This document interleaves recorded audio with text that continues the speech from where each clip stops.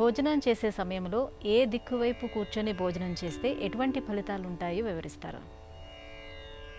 భోజనం చేసే సమయంలో ఒక దిక్కు, నిద్రించే సమయంలో ఒక దిక్కు, మాట్లాడే సమయంలో ఒక దిక్కు. మనం ఏం చేసినా ఏ వైపు తిరిగి ఏ పని చేస్తున్నాం అనే విషయంలో సనాతన ధర్మం చాలా సూక్ష్మమైన వివరణ చేస్తుంది. మాట్లాడే సమయంలో కూడా ఆంజనేయ స్వామి వారు రాముల వారితో మాట్లాడే సమయంలో సుగ్రీవుడు బోధిస్తాడు, ఇటువైపు తిరిగి మాట్లాడు అని. ప్రశ్న భోజనానికే సంబంధించినది అయినప్పటికీ సమాధానం సవివరంగా ఉంటుంది కనుక యజమానితో మాట్లాడే సమయంలో తూర్పు పడమర ఈ వైపులుగా ఉండి మాట్లాడినట్లయితే ఆ సమస్యలు సానుకూలమవుతాయి. విద్యార్థి గురువుతో సంభాషించే సమయంలో ఉత్తర దక్షిణ దిక్కులలో ఉండి సంభాషణ చేసినట్లయితే ప్రయోజనంగా లభిస్తుంది, అర్థవంతంగా మారుతుంది. ఇక భోజనం చేసే సమయంలో పడమరకు వీపు చేసి తూర్పు ముఖంగా కూర్చుని భోజనం చేస్తే ప్రశాంతత, ఆరోగ్యం.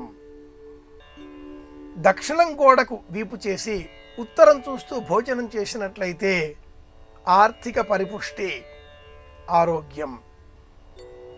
పడమరకు ముఖం చేసి అంటే తూర్పుకు వీపు చేసి పడమర వైపు చూసి భోజనం చేసేటట్లయితే బంధువుల తాకిడి.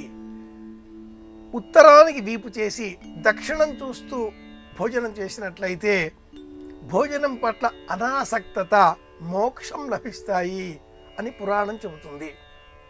ఈ మూడు మార్గాలలో ఉత్తరం వైపు వీపు చేసి దక్షిణం వైపుగా ముఖం చేసి భోజనం చేసినట్లయితే మోక్ష కారణం, అంటే ఆయుర్దాయం తరిగిపోయే ప్రమాదం కనుక ప్రాచీనులు ఈ విధంగా కూర్చుని భోజనం చెయ్యరాదు అనేటటువంటి వారు. పడమర వైపు వీపు చేసి తూర్పు ముఖం చూస్తూ భోజనం చేస్తే ఆరోగ్యము, ప్రశాంతత. అలాగే ఇంటిలో ఆబ్దికం, శ్రాద్ధ కర్మలు ఇలాంటివి నిర్వహించే సమయంలో పితృదేవతలను ఉద్దేశించి కూర్చుని భోజనం చేసేటటువంటి శ్రోత్రియులు దక్షిణానికి వీపు చేసి ఉత్తరం వైపు ముఖం చేసి భోజనం చేయాలి.